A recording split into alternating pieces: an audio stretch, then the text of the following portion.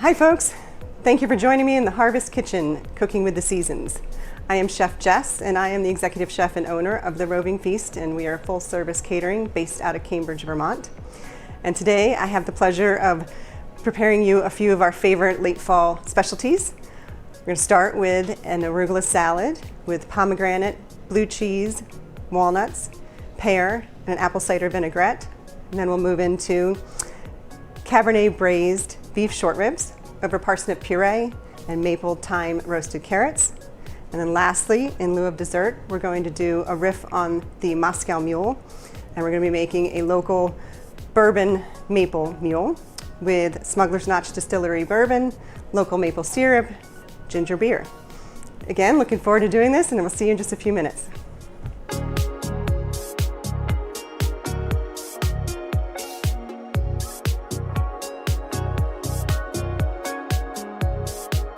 All right, so we are going to begin our Cabernet Braised Short Ribs. And first we're going to start, we've got some lovely cuts of meat.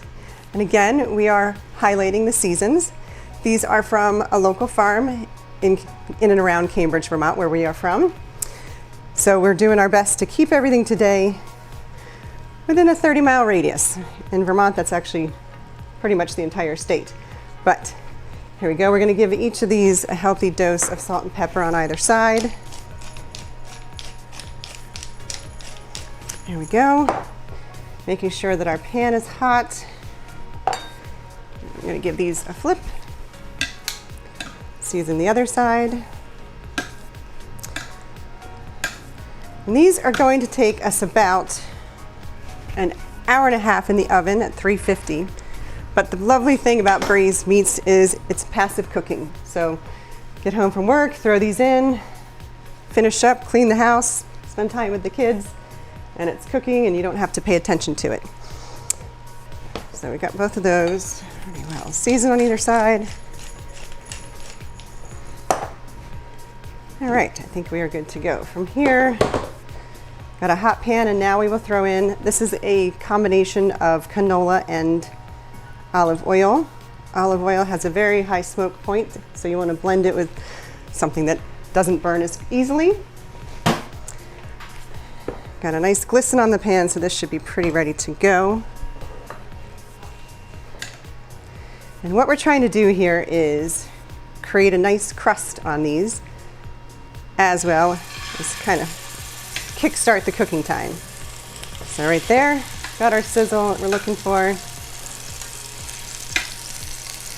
these are going to cook for about 3 minutes each side.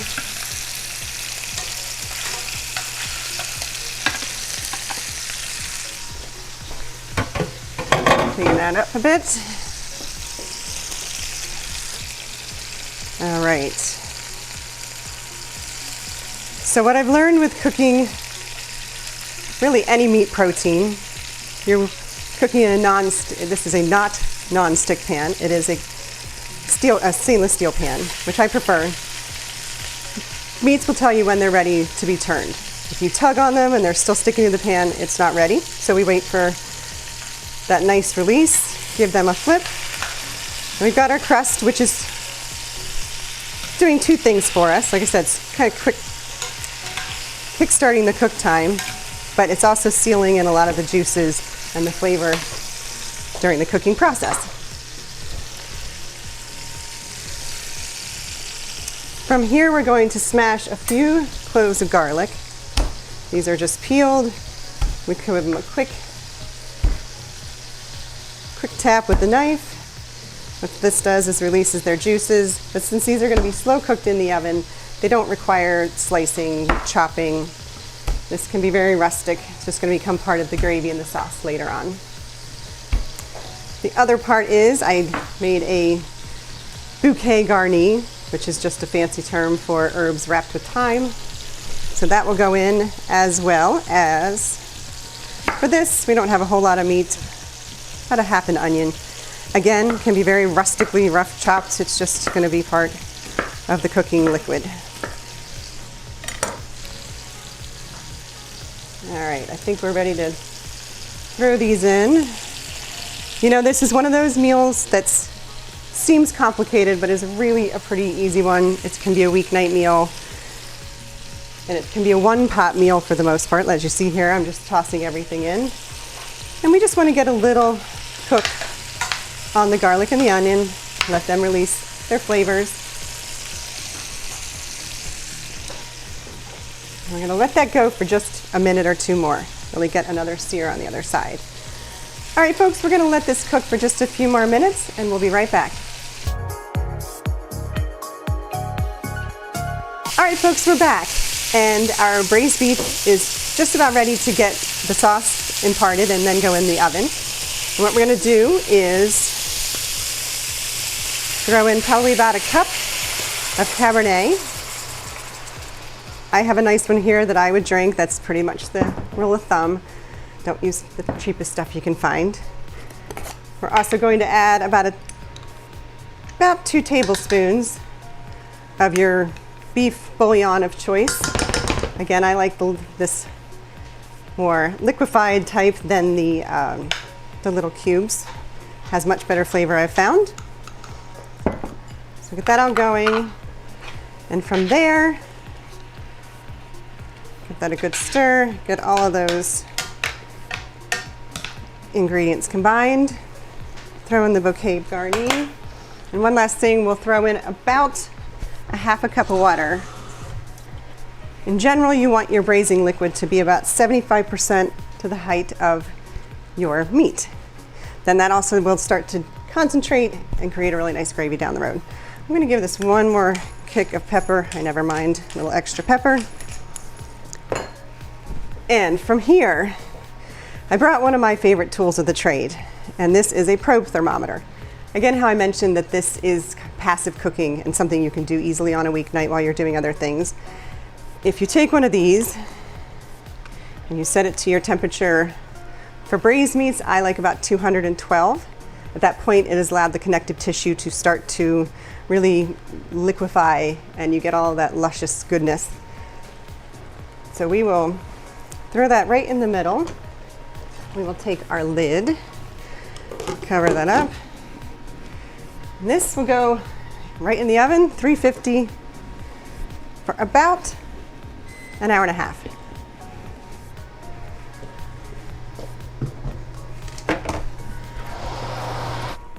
Okay, so we're gonna put this in the oven, 350, about an hour and a half. And again, this will let you know when it's done, give you a beep, you can move on and do some other things in the meantime. From there, we're going to do our parsnip puree. So we've got a bunch of peeled and chopped parsnips. Again, these are from Knee Deep Farm, which is right down the road from us in Cambridge, Vermont. So we have our peeled and chopped parsnips, and we're going to add half and half to cover them. We already had the heat going. So the wonderful thing about cooking parsnips, even potatoes, in milk is there's just something magical that happens, and it really brings out the sweetness and the flavor of them. So I always do that versus water. No need to. The other part is this is then another one-pot dish. So you don't have to strain them. You're going to have the milk that you're going to need to flavor them. We'll add some butter and other things at the end. But from here, we'll just add a little bit of salt to get that going. And these will take about 10 minutes. While that's going, I also have some, again, local organic carrots. And these we're going to poach quickly. Just going to poach those in water quickly to tenderize them a little bit. Cuts down on the cooking time because we're going to throw those in also in the oven to roast. And that way, instead of taking 45 minutes, it only takes about 15. So we'll let both of those go for just a few more minutes, and we'll be right back. Well, welcome back, everyone. We are about finished with our parsnips, and we can get those ready to puree. I've also par-cooked the carrots a little bit. We will season them, and they'll get a finish in the oven. We're still waiting for the short ribs to finish. So we will take the parsnips off the heat. And as I said, this is kind of a one-pot meal, which is always a plus. So to that, we're going to add a knob or two of butter.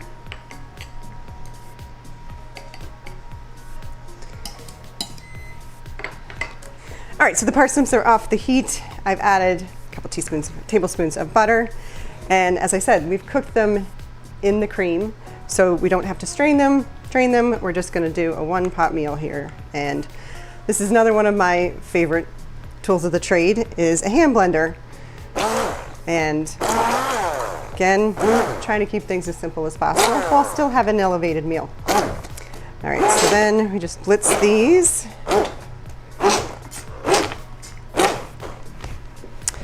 Get a little turn that way, get a little deeper.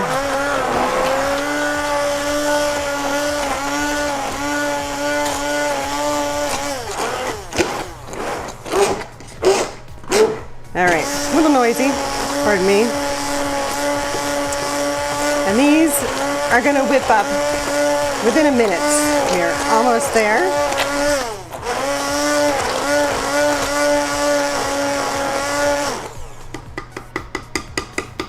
All right. To that, we will just add a little bit of salt. Give them a nice stir, make sure the consistency we're looking for. Those look great. All right. Quick taste. It's delicious. All right. We're moving on to the maple and thyme carrots.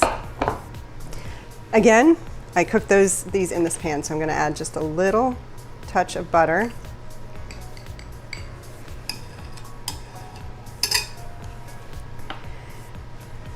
The star of the show, our local maple syrup.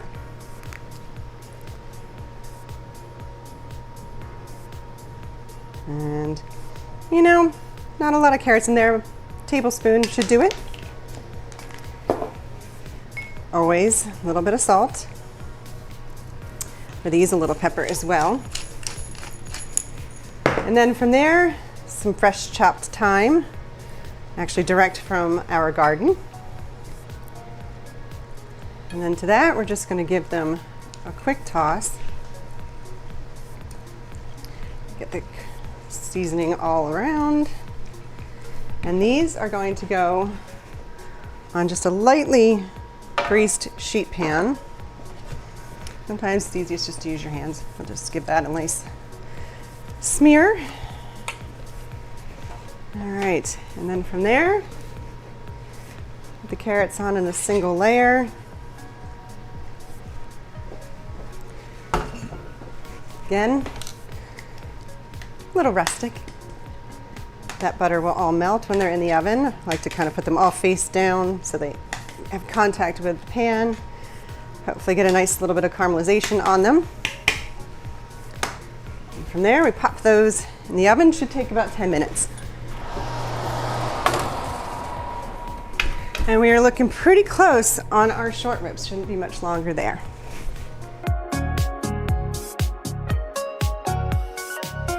Hi folks. All right, so now we are going to do our first course, which is our arugula salad.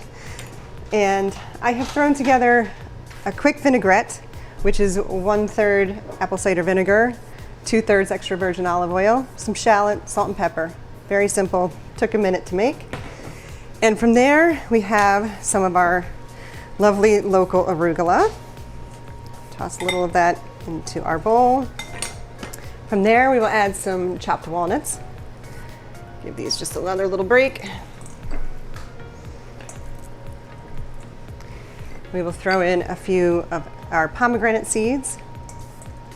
Again, this time of year, these are starting to be, you'll see these at most markets because it is their season. Throw in just a few slices of red onion. I like raw onion in my salad. Not everybody does. You can omit that by all means.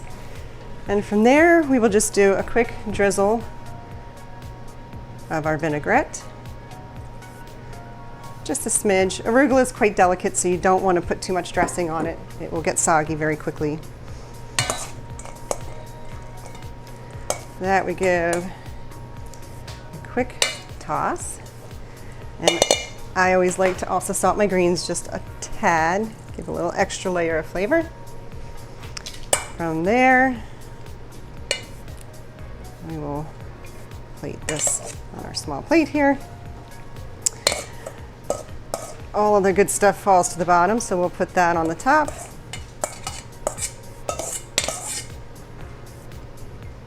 All right. And from there, we will sprinkle on some blue cheese. And this is actually another Vermont product. This is from Jasper Hill, and they do a wonderful job. This is Bailey Hazen blue cheese. It's one of their like world award-winning cheeses. Again, not everybody likes blue cheese, but if you do, that's a delicious one.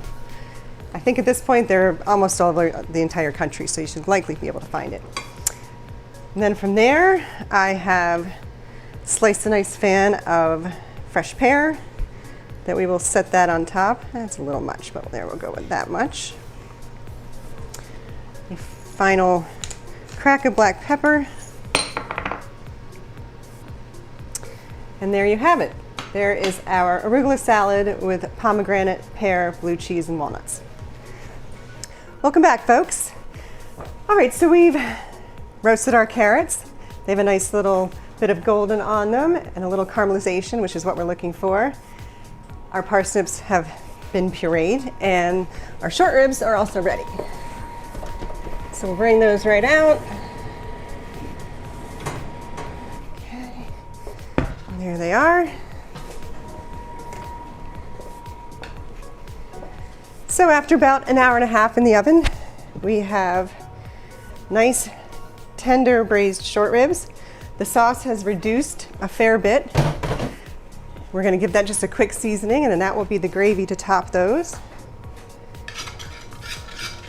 Oh yeah, that looks great. That's just where we want that. So we will start with the base of our parsnip puree.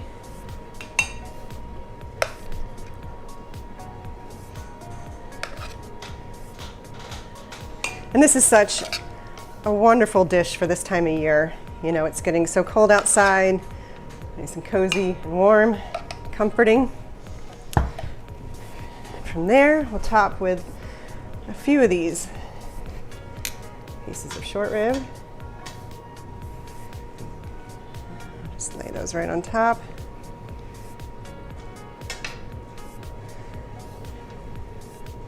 That's a fair bit of beef, but hearty meal. Let's give that a little wipe. And from there, we'll put down some of the carrots.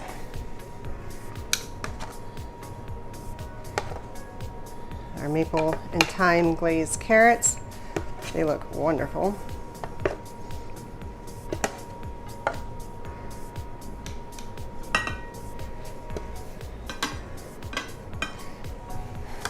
And lastly, just a nice spot of this pretty luxurious gravy right on top.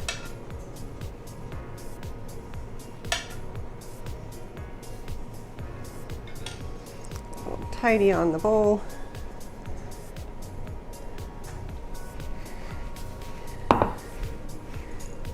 And there you have our Cabernet-Braised Beef Short Ribs, roasted carrots, maple and thyme, and our parsnip puree.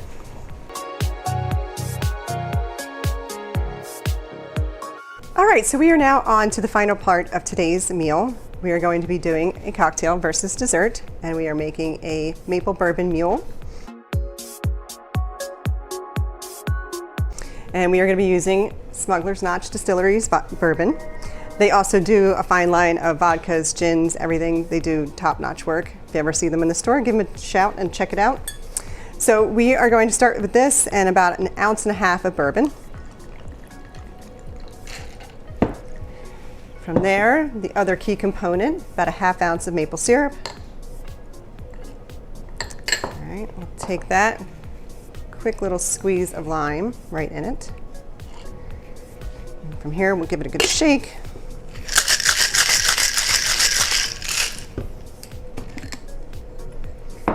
Pour that right into our mule cup.